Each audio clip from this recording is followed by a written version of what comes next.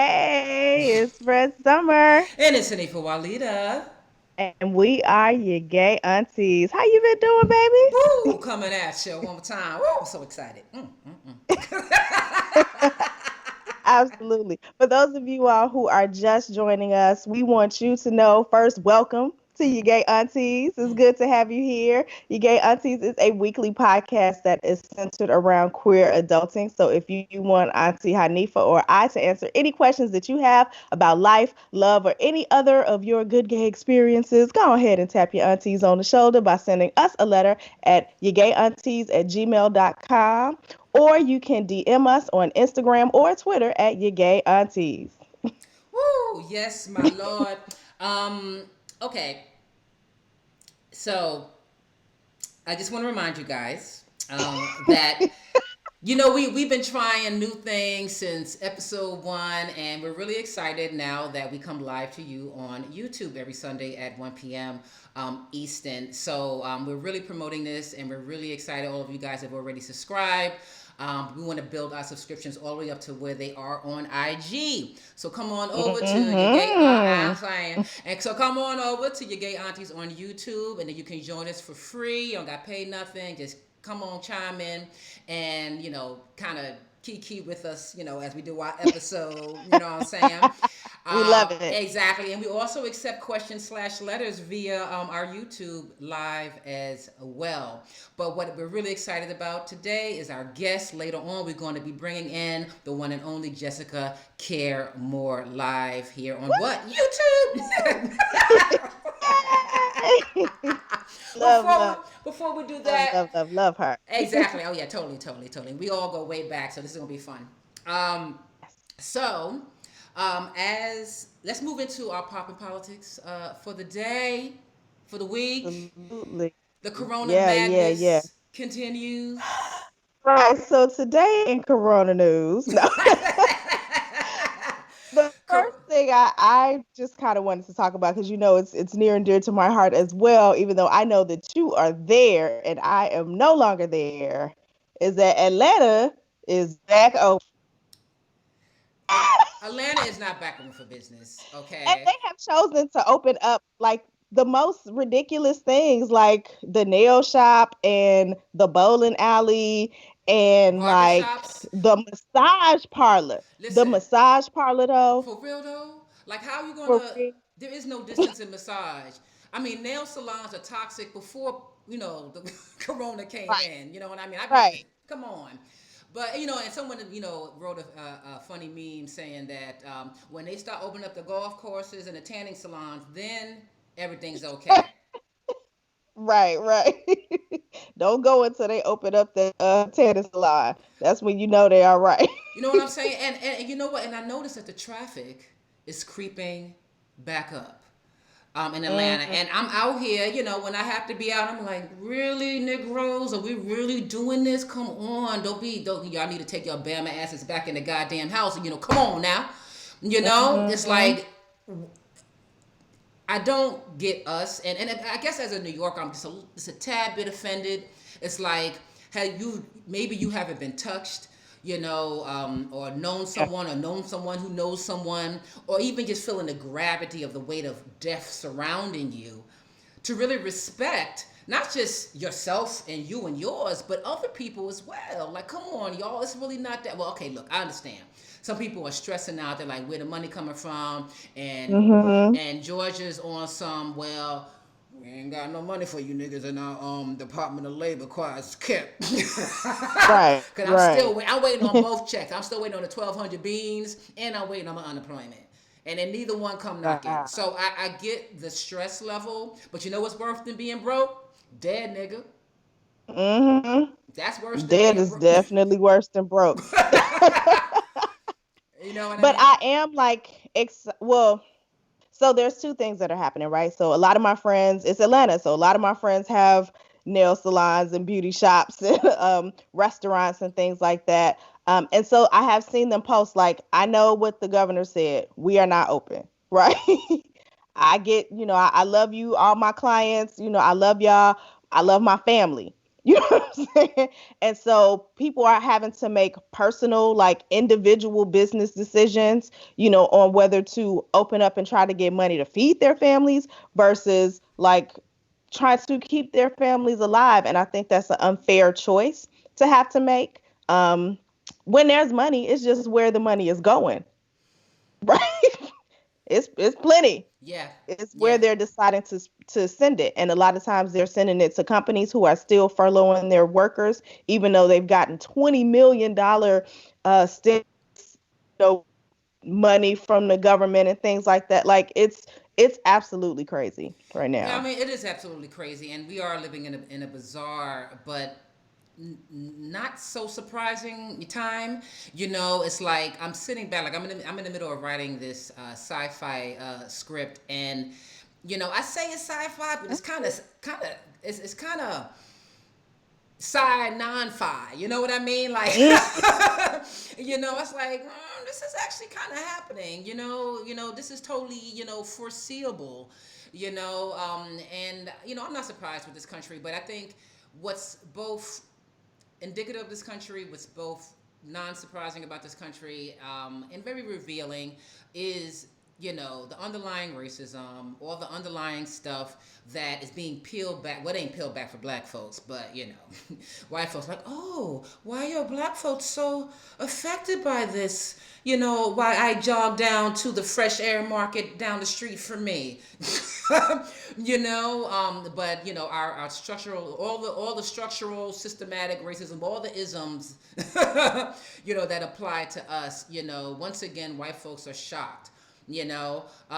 But here we are, but yet here we are still trying to creep out the house because our white governor, who none of us voted for, is saying that shit is open. All of a sudden, you're going to adhere to what this fool got to say. Come on, please. I beg y'all people, please stay your ass in the house because we actually do really want to come out the house. And also Georgia is the least, they're doing the least amount of testing nationwide. We ain't testing nobody, they're opening without a plan at all in place. And and everybody else saying that like we were not consulted. We were supposed to be on the task force for the governor. He did not let us know that this is happening. The mayors, and I know a lot of saw the Keisha Bottoms interview, but all of the other mayors are saying we were not included in this decision. We do not agree.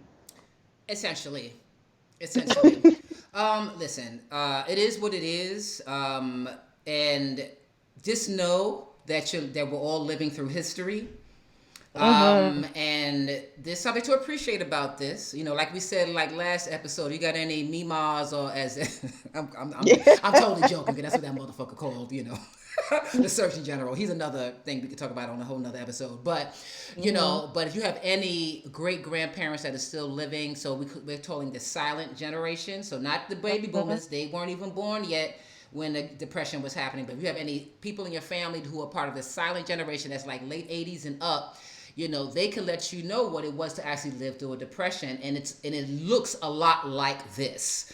Right. Right. It's, minus And the we internet. can go ahead and we can definitely talk about this for a long, long time. Yes, ma'am. But I do want to segue into Yes. something that I did not even know was happening, and I feel really upset about it. That we just ended Lesbian Visibility Week. I feel like I wasn't seen. I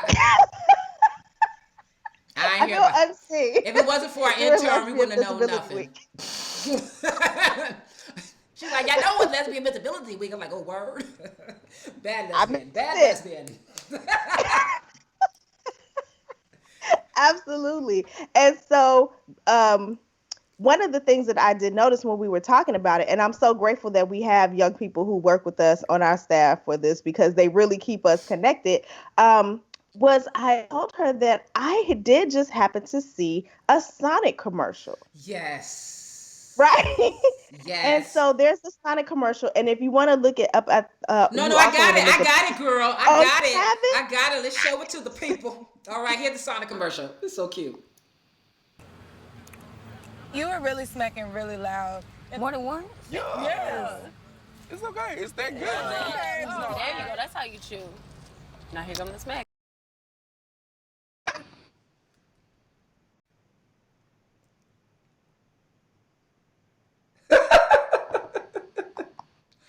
Right.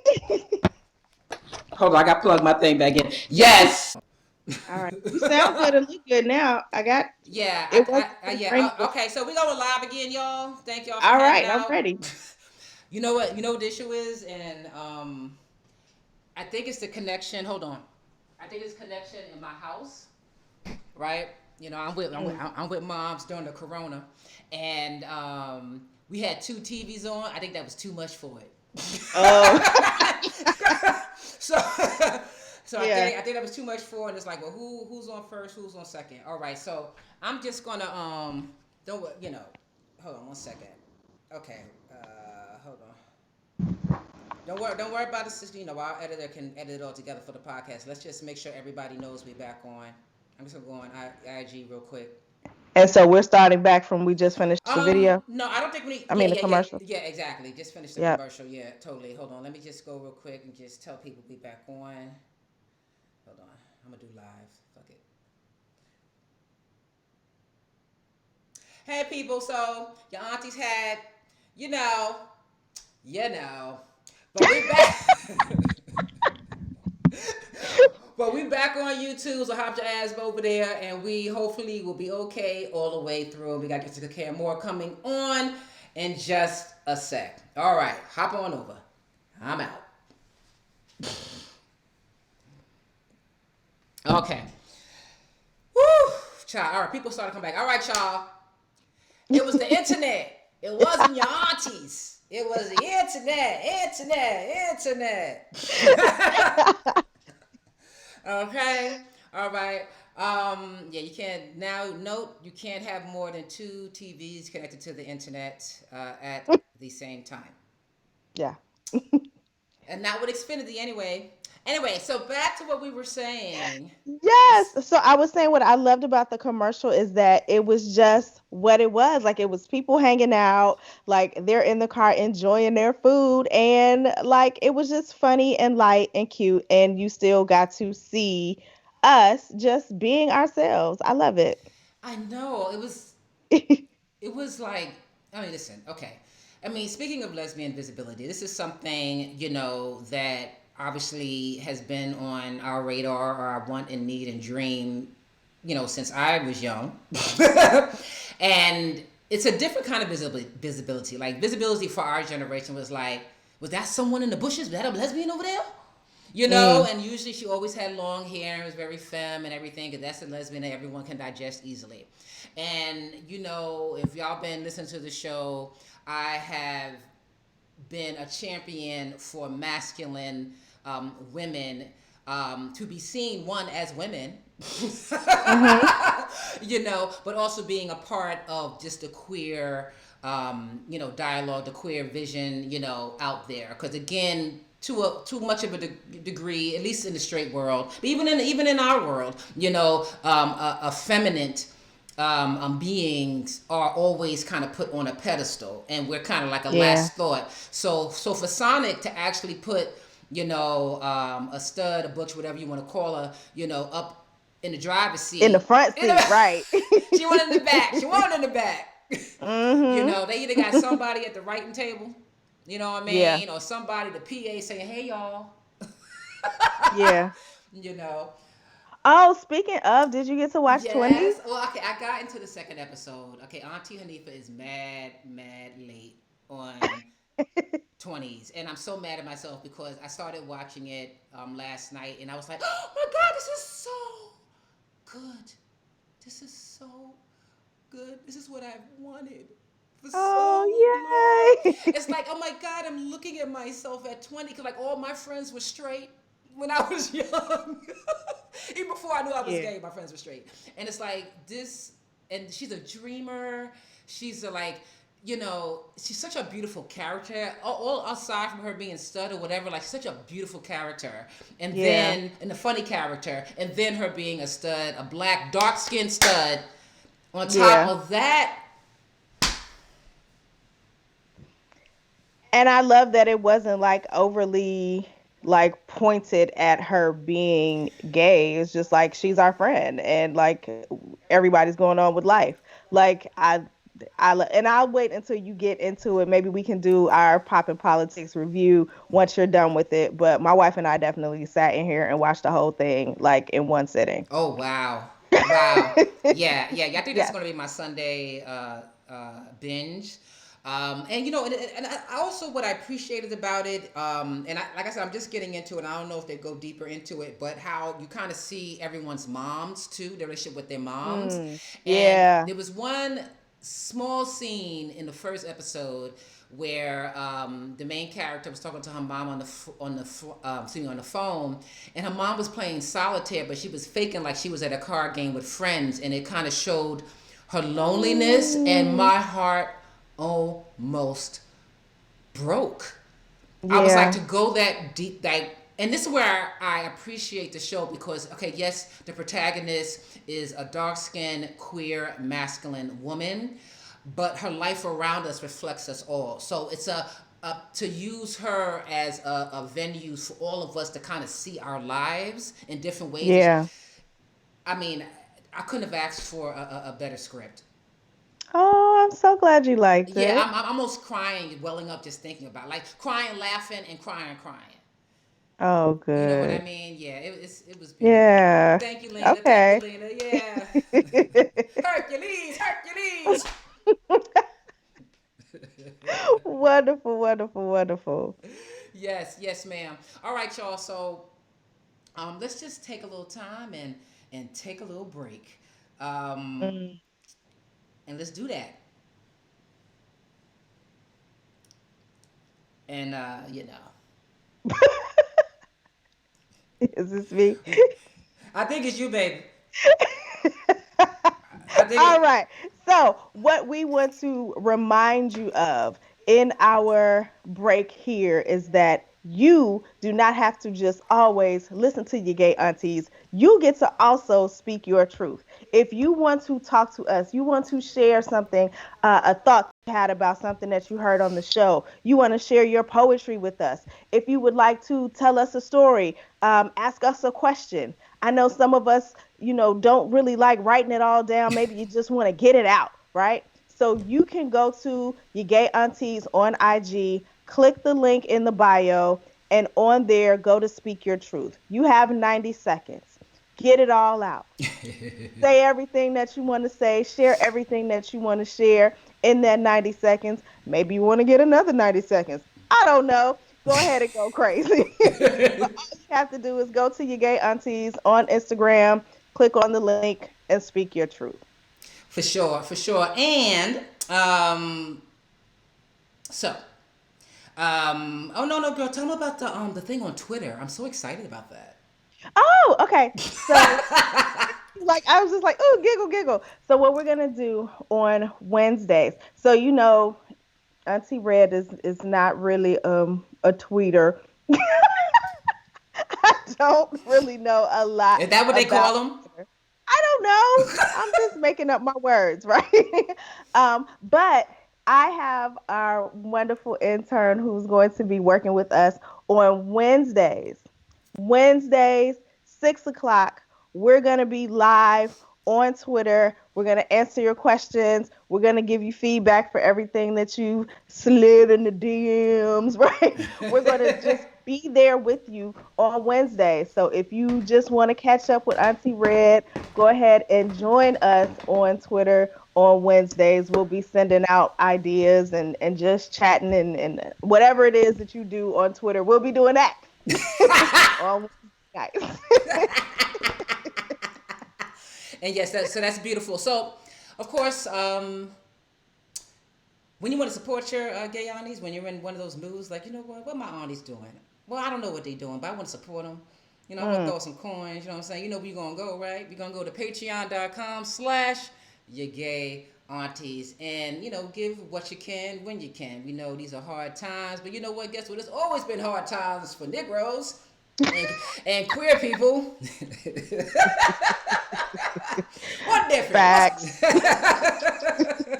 But when you got it to spare, believe it or not, any amount really does count because when everyone comes together with their pennies, with their dollars, if you got it like that, more than that, then it all makes a freaking difference, and that's what literally pays the bills along with our merchandise. And remember, we have, yes, we have Corona merchandise, and we're calling it Good Vibes for Outside. What do we mean by that? Mm, Good vibes for outside. That means we are selling bandanas and we are selling masks that don't just protect you and yours when you're making those short shopping trips. They also have wonderful messages on them that you can silently give to your community. Affirming messages like, we still here, y'all. Or you're not alone. You know what I mean? mm. Sometimes people I need that. love You it. you never know. Or I slay as we pass. Hmm. Okay, so get your bandana and get your mask, and support you and yours, and support your community as we all are taking this day by day. Okay. Absolutely. Yes. Now, I want to also plug our wonderful guest and the wonderful work that she is putting out into this world, and timely as it is. All right. So I'm going to show you this really, really great clip. So check this out, y'all. This is Jessica Cares Moore's book.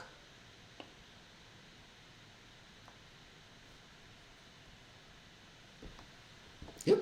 Not yet. That ain't that. We don't want Jessica. Hold on one second. Wait, Jessica. Oh no, that's You the were really Sonic bit. That's the smacking really Sonic thing. loud. More than one? Hold on, wait, who the he? What happened to Jessica, baby?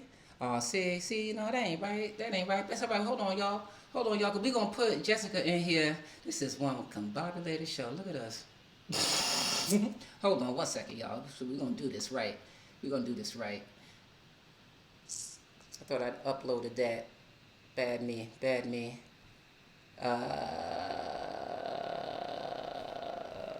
Rasclot. Uh, Rasclot, come on. I'm sorry, y'all. Hold on. You know how your aunties be. You know how your aunties be.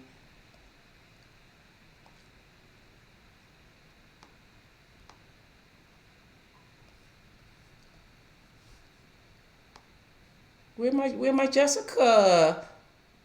Where my Jessica? You know what? How about we gonna bring Jessica in? We Because have her right here on the I'm, show. I'm just saying. All right, here we go. This is what we're gonna do, y'all. I apologize, my friend, because I had a nice little clip set up. I don't know where the clip went, but guess what, y'all? We have the incomparable Jessica Care Moore here on the show. Now, let me just do her quick bio. All right, now Jessica Care Moore is the CEO of More Black Press, executive producer of Black Women Rock, and founder of the literacy-driven Just Care More Foundation.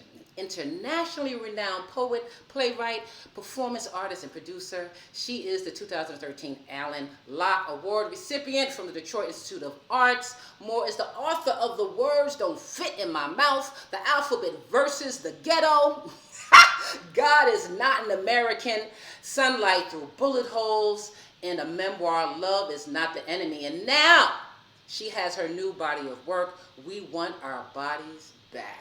Her poetry has been heard on stages like Carnegie Hall, Lincoln Center, and where I first saw Jessica on the Apollo stage, I'm sure she's going to go into that history.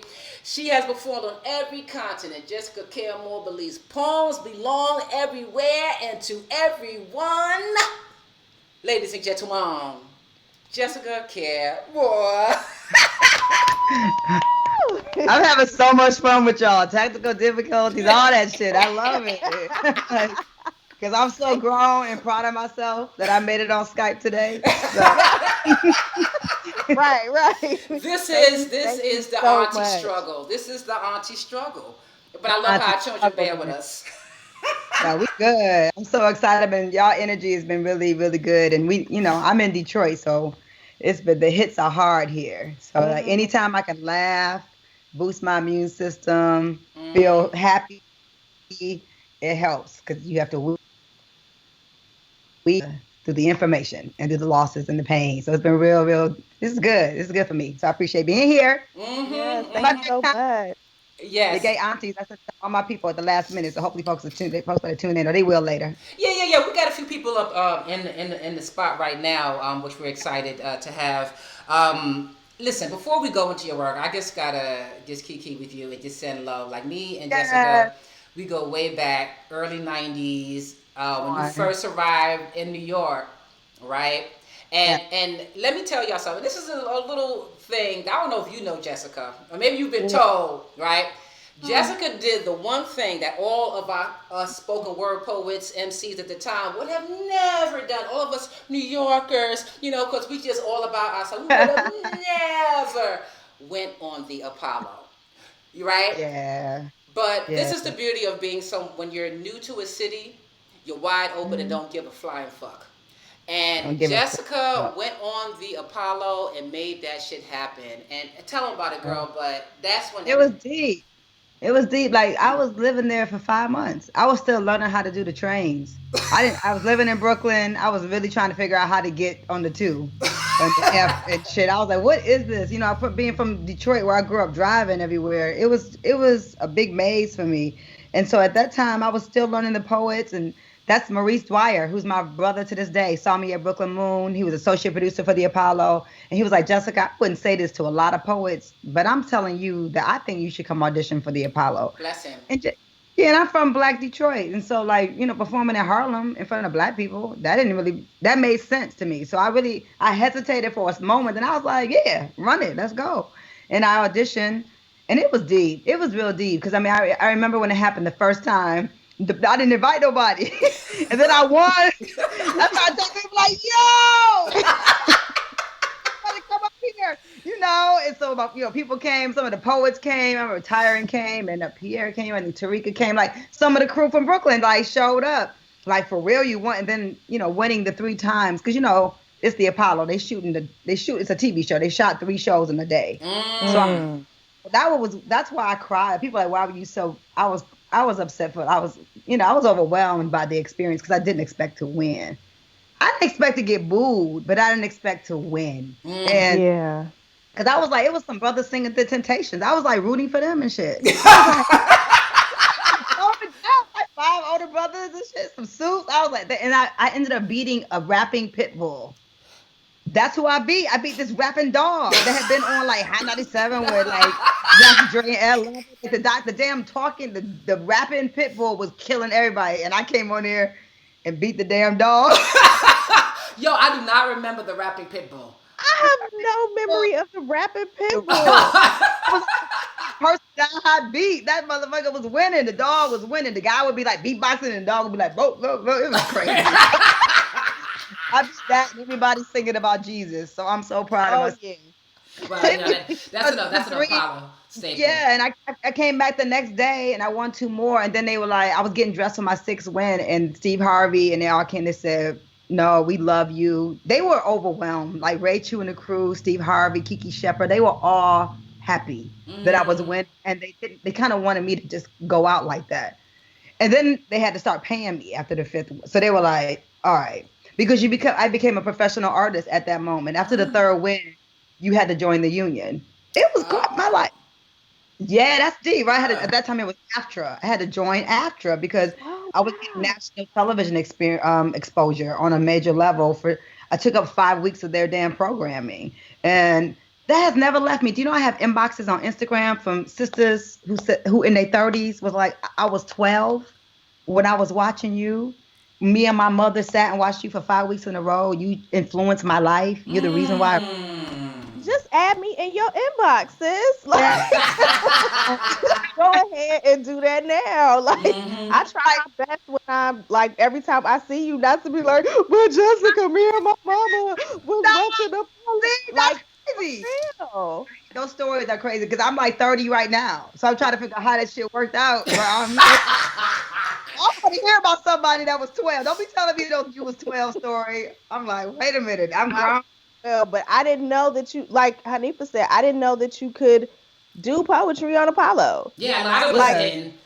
You it know. just Yeah. changed the perspective on where it could go. Like for my life, Mm-hmm. Yeah. poetry happened for you and Mm. your English teacher. Yep. And there's some shit. But speaking of, it's interesting, because and you've spoken about this before, as far as just the influence. New York, and this is maybe a little quick history lesson for those who were young at that time or not born. New York in that time, those early to mid '90s, was literally the building blocks to what we now know as spoken word. You Yeah. know, and Jessica was a part of that. Soul was a part of that. Lisa Jesse Peterson, Mums. I mean, the Domo, lit. Tony Medina, Asha Medeli, somebody that used to call himself Shaki, who I was in awe of, literally in awe of. I had this like vision in my head of you sitting. I saw you once in the village, and you were like sitting on top of a newsstand, like sitting there. You had the locks were super long, and I was like, look at this incredible sister right here. Like you were amazing back then. Like, just all the things as an MC and a poet and just taking what we do and putting it with music, which is not everybody can't do that. Everybody can't rock with the full band. You know what I mean? Like, Yeah. Well, I mean, a lot of that came out because and people don't know that around that time, hip hop was starting to move to the West Coast. yep. And a lot of the hip hop clubs are being closed Mm, down, and all of us young kids, 2021, was like, so where we going to perform? So we right. bum rushed the village. We Yep. bum rushed Yep. the Yeah. village. Okay, they were like, who these little niggas coming up on here without holding, and they ain't holding no paper or nothing. They just like, you Yeah. know, Right. Jumping exact around. jumping Woo. around. You know, and we coming with this hip hop aesthetic, but Mm, what we're also being influenced is the kind of traditional beatnik prose, and then this yep. hybrid happened that we now know is spoken word. In which we now was like that 90s, that renaissance that was happening. That I came to Brooklyn at the most perfect time so I could find you and I could find Saul and I could find, people that I still am friends with to this day. People Mm-hmm. that we raised our children. I found Talib Kweli there. I found Most Def there. I found people who are still in my life. And so beyond just it being a time when art was at its highest height for hip hop as well. It was just a good to Rockers Records was just beginning. I was there when we got my friends got signed to that. It was just it was interesting because the worlds, like you said, they were collided. MCs and poets and visual artists and we were all in the same room. We were all in the It same was, room. come on. Exactly. It was Just good. being young and open. And I remember seeing Dave Chappelle perform Washington Square Park Yeah. in the fountain when the Yes. fountain wasn't on. You know what I Absolutely. mean? It's Yeah, Dave, man. Dave, yeah. Dave was like it's so interesting because he was the first person to call me. He went to this I'm in the Smithsonian Museum of African American History in DC, and he called me from there and he said, I told you you were gonna be famous. And I was like, shut up, Dave. You know what I mean? But like, people don't know that back then we all did shows with them too. With Yeah. Dave, I did mad shows with Dave at the Comedy Cellar back in the day, and at the Flamingo, he hosted a show at Flamingo. Me and Mums were on that one. Listen, a stage was a stage was a Was the stage. stage. Come on. Didn't matter the stage. We getting on the stage. Where the stage at? Where the stage at? It was the corner. I remember we did boom poetic shows. We just popped up in front of a headlight, a street light. You know, it's like we meet in the park. That's the stage. You know what I mean? That's the Yeah. stage. Yeah, But these youngsters can learn some things from us. I mean, they doing that thing. That stage is the internet right now. You know what I'm saying? It's the It's my internet. stage too. Look at my step and repeat.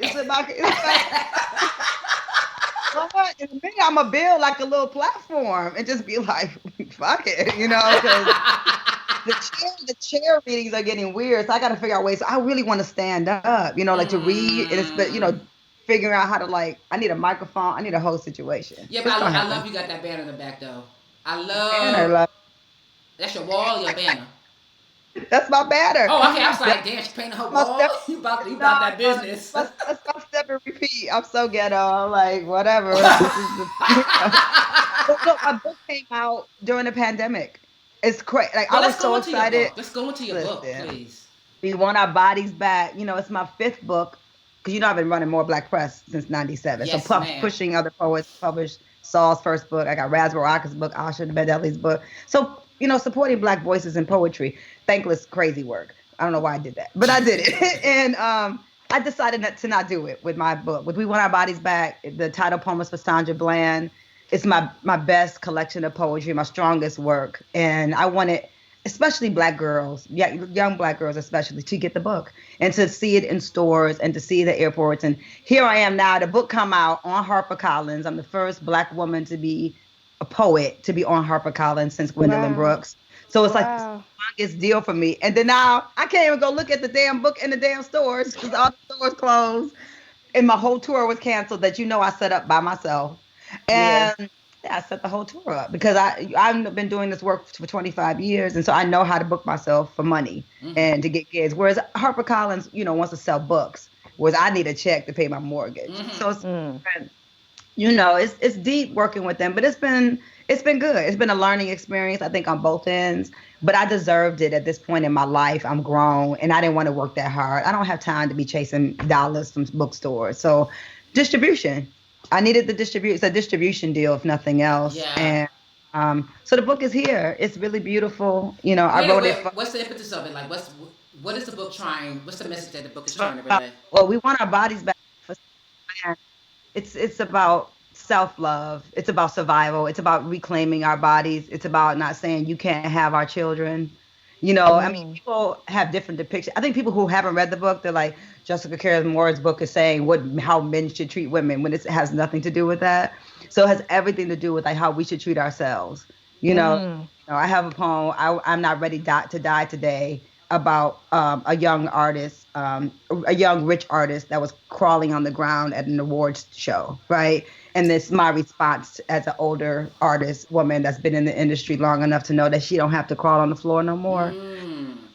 And how much for you to stand up? Like, how much does it take? You know what I mean? For you to stop crawling for them. So mhm, it's a saying I'm taking them back. So, and there's poems. I was in Ferguson on the ground. So it's about me going to say my ground is also my child. Tamir Rice is also my son. I'm a mother of sons, and so so it's a piece about motherhood. It's a real mature piece, but it's really a healing work. I got pieces for Debbie Thomas, who younger people may not know who she is, but the Olympic skater Debbie Thomas, and it's called Black yeah, Ice Body, and it's just about what happened with Debbie Thomas and what happens to black women who are excellent, right? In very white environments, but don't get the love or the money or all the things that they deserve in their mhm, career. And so it's about all the things. But the title poem for Sandra Bland, I mean, Sandra Bland just rocked my world. I mean, Mm-hmm. yeah, her Mm-hmm.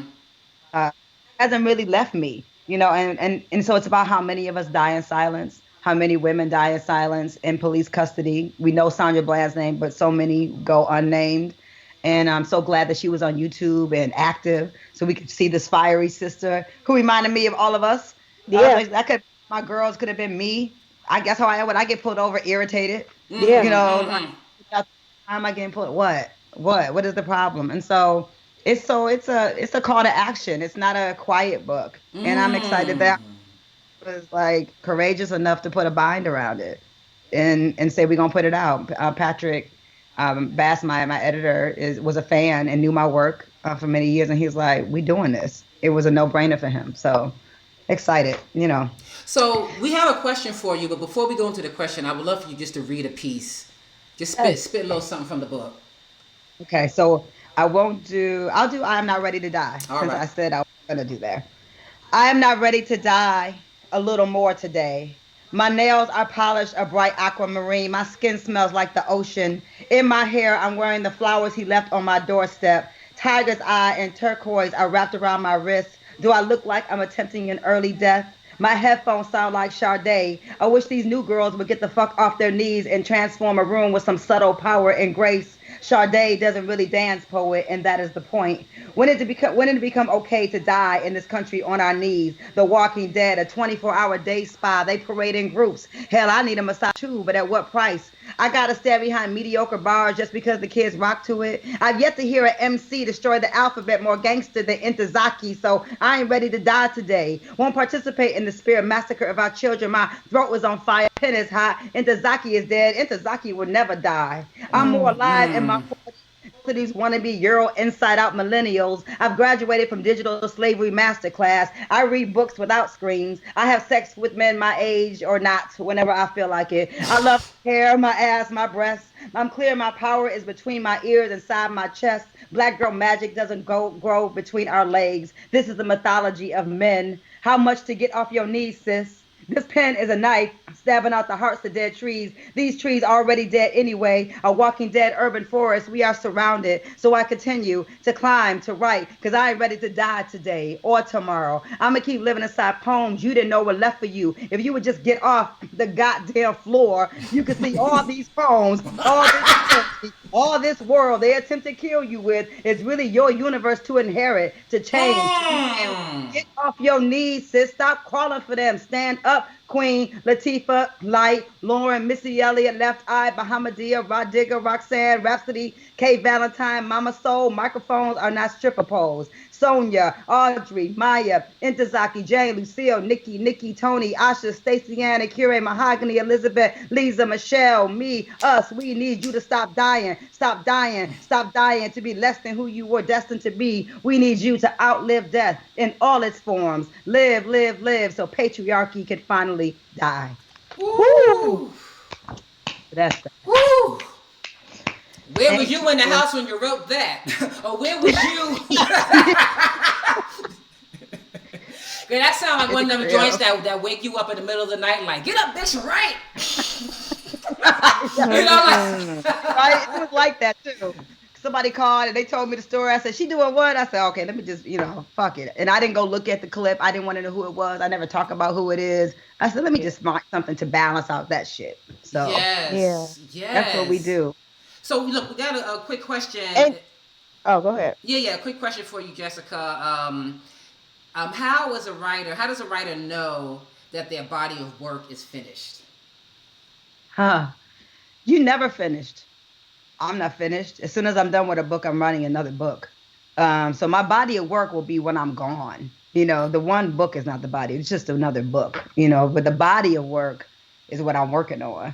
I'm working on, 15 books. This is only my fifth book. So I got 10 more at least to write. I've been writing plays and solo theater. And so the body of work, I think, isn't about you. It's about when you're gone. It's not when you're here, And so that's later. That's like in 100 years. And my great grandkids are reading like, oh, Grandma Jessica, great. That was her work. So, yeah, I think people shouldn't focus on that. Just focus on being in the moment that you're in and continuing to get better. Every book I've written is better than the last one. And I want to expound on that and saying that, I think this is a question that a lot of young artists are like, so when is the work done? And I'm glad that you say that it's never finished. And another way to look at that is that there's a point, like ego is good for editing. Ego is good when you're inspired, like I'm going to run with this, I'm going to do this, I'm going to create this. But once you have to understand that at some point you have to put ego aside and say that it's never finished. Art is a living, breathing thing, and you don't own it per se. So once you put it out there to the best of your ability, then it takes on different lives because people interpret it differently and they incorporate it with their own life, and then it's almost like you're passing the baton to the world that you're giving it That's to. right. And that's why I've always been kind of like with some artists are like, you can't use my work and you can't. That's like, but who are you to smother?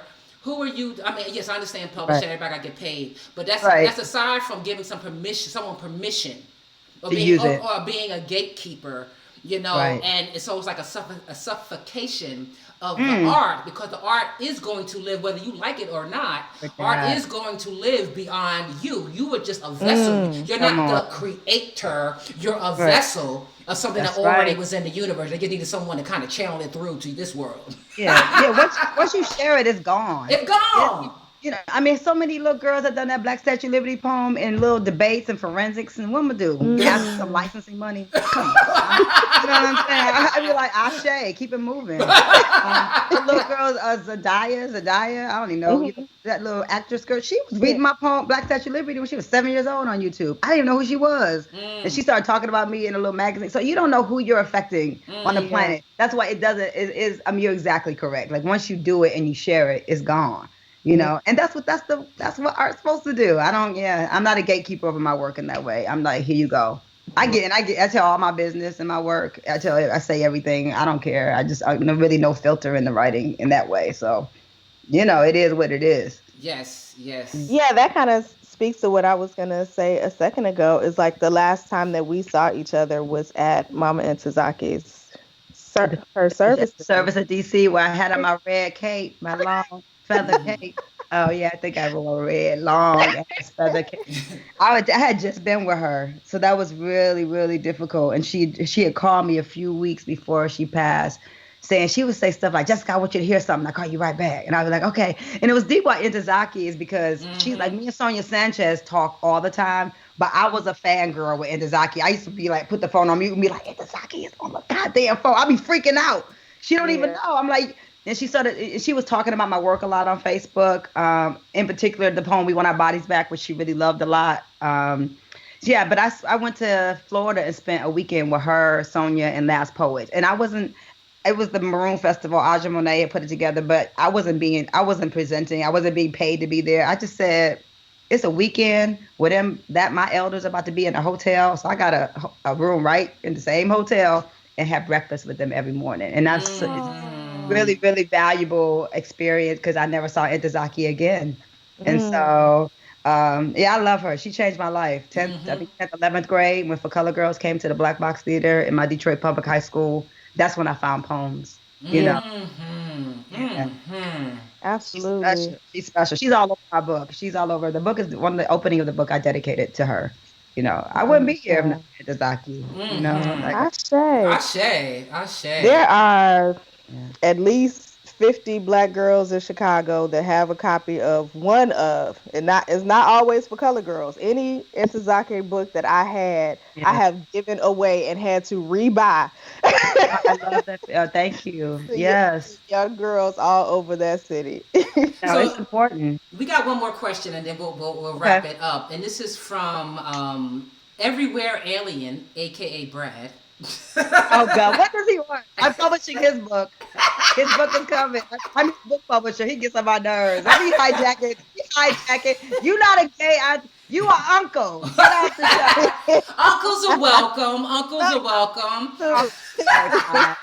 But basically, he wants Brad. he's asking how does your work speak to or relate to the Me Too movement or post Me Too movement? Post Me Too movement, is it post yet? I don't think it's ever It's gonna be gonna a be a post. post. Not in our lifetime, anyway. How does? I mean, it does. I mean, the work is that the opening piece, as he knows, because Brad was first of all worked feverishly on this text with me. He was one of my first copy editors on this work, and so I think the work um, organically speaks to the Me Too movement because it's about us, like I said, regaining control over our bodies. And I speak to about some of the sexism I went through in the industry. In very real ways. I don't go deeply into it, and I also speak about being the lawn guy in my childhood, like putting his, doing itsy bitsy spider up my dress. Like I open my book, my intro with knowing early what being violated felt like, and but being cognizant enough, like to know that it was wrong, and to go run to my godmother and my mother and say the lawn man did this up my dress, and I knew it wasn't right. And so I think it's Me Too movement is just not one thing. It's not just about a woman being raped. It's not just about, it's just, when we get hashtags involved and shit, things can get weird. But it organically, any black woman I know who on the planet has had to deal with being a girl and being a woman. I've been in a very, as you know, a very male dominated industry. Even poetry scenes were very male dominated. How they feel about a male poet versus a woman poet's voice. And just I remember being in those meetings when I did the Nas album. They, like, we didn't expect you to look the way you look. What did you expect me to look like? Whether it's cornrows and thugged out because my voice is heavy. I don't know what they're all these stereotypes about what to look like because the way that I sound. And so yeah, I guess it aligns itself organically, but I think it just aligns itself with anyone that cares about Black women's bodies and cares about our survival on the planet and cares about our voices. So any movement that's connected to that and it's about moving us forward, it aligns with that in an obvious way. So that would be up to the Me Too movement people to say that, yeah, Jessica's book does that. Feel free to endorse it, but I wasn't looking for that movement and wasn't trying to connect with it in an obvious way, is what I'm saying. So, but I think it does. Say word. Say Everywhere word. is an incredible manuscript that Brad Walron wrote, and he's an incredible poet. And we are publishing his book. I'm going to be the last poet I published through More Black Press for a long time because I got to take a break. But I love Brad, and his work is so important, and the work he's done with the HIV/AIDS community and Black youth in New York City who are struggling in that way for representation, for support. He's just a major voice, and his work is extraordinary and speaks to a very large audience. Yeah, you should have Uncle on the show sometime. Yes, yes, we have Yeah, we uncles on the show, do. Brad. Very auntie, honorary auntie. I can attest to that.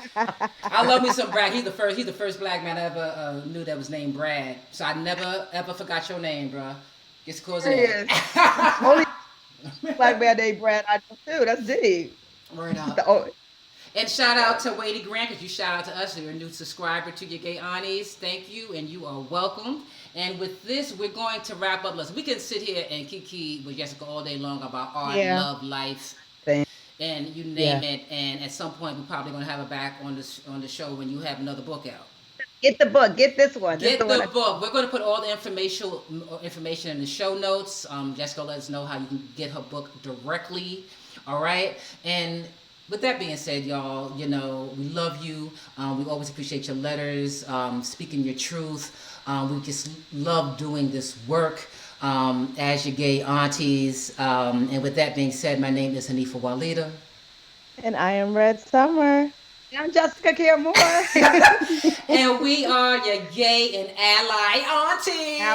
Ally auntie. Thank you. Love So you. everything. It made my Sunday. Thank you. All right, much love, y'all. See you on IG. Thank you.